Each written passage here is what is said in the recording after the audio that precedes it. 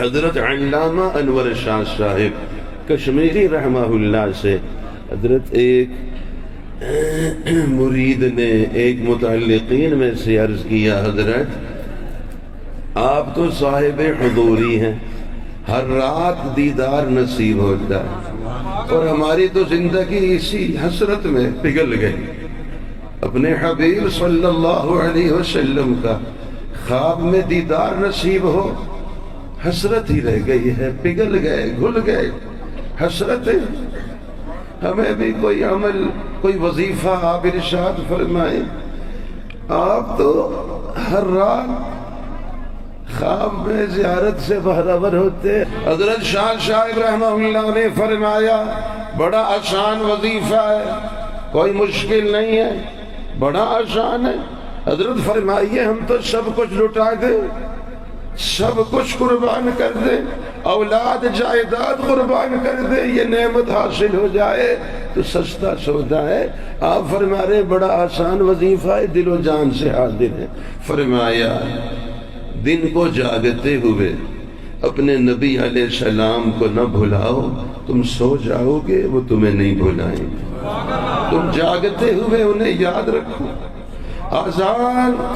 آذان کا جس کو پتہ ہے اور نماز کا پتہ ہے اس کو میرے نبی علیہ السلام کا پتہ ہے۔ جو آذان کو پاؤں تلے رونتا ہے، نماز کو ٹھکراتا ہوا جاتا ہے، اللہ کی قسم وہ میرے نبی علیہ السلام کو نہیں جانتا ہے، وہ نہیں پہچانتا ہے۔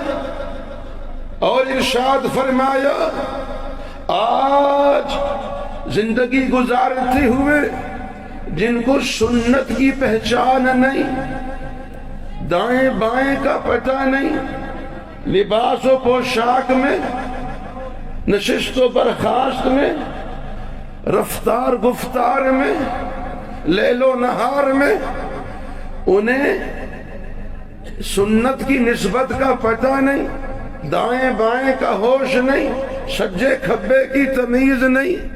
آپ ارشاد فرمائیے کھڑے ہو کے کھانا یہ حیوان کا کھانا ہے، فرمائیے کھڑے ہو کے کھانا حیوان کا کھانا، بائیں ہاتھ سے کھانا شیطان کا کھانا ہے۔